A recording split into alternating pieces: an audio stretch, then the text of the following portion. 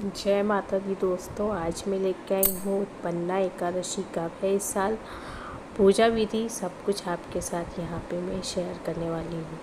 हिंदू धर्म में उत्पन्ना एकादशी का अत्यधिक महत्व होता है।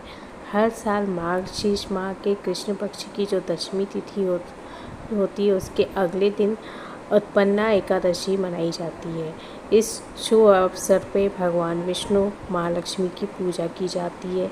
शास्त्रों के अनुसार उत्पन्ना एकादशी व्रत करने से जन्म जन्म के पाप मिट जाते, साथ ही भक्तों पे भगवान की कृपा बनी रहती है। जो व्यक्ति इस व्रत को करते हैं उसमें भगवान नारायण की कृपा प्राप्त होती है, सुख समृद्धि और खुशियाँ भी आती है। उत्पन्न एकादशी का जो शुभ योग है, एकादशी पे सबसे पहले जो योग बन रहा है वो प्रीति योग बन रहा है, फिर आयुष्मान योग बनेगा और फिर शिववास का योग का निर्माण हो रहा है। इनमें लक्ष्मी नारायण की पूजा आराधना करने का अलग ही महत्व होता है।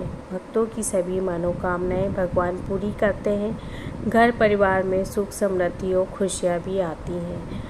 उत्पन्ना एकादशी का बहुत महत्व होता है। हिंदू धर्म में एकादशी के त्यौहार का खास महत्व होता है। इस शुभ अवसर पर घर और मंदिरों में भगवान विष्णु और माँ लक्ष्मी की विशेष पूजा अर्चना की जाती है। इस दिन व्रत भी रखा जाता है। इस व्रत को करने से साधक को गोदान के समान फल की प्राप्ति होती है और भगवान विष्णु की कृपा भक्तों पे सदैव बनी रहती है। उनके जीवन के हर दुख दूर होते हैं।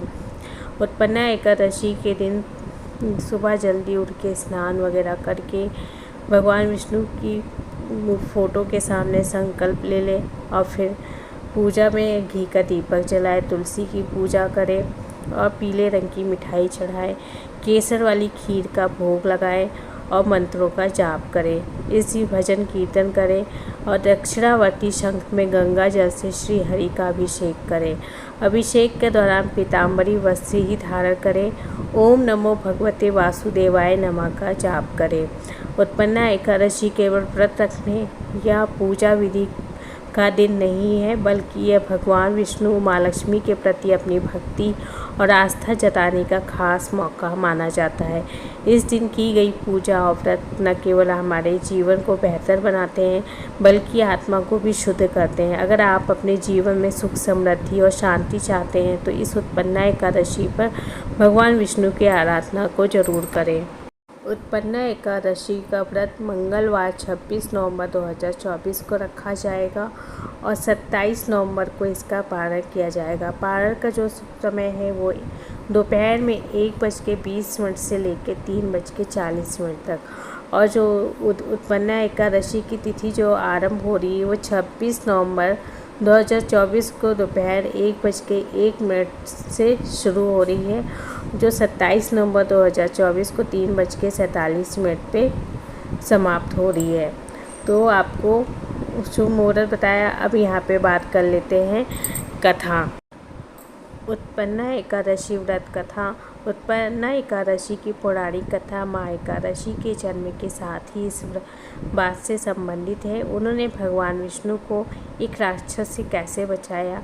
सतयुग में मुरा नाम का एक राक्षस था।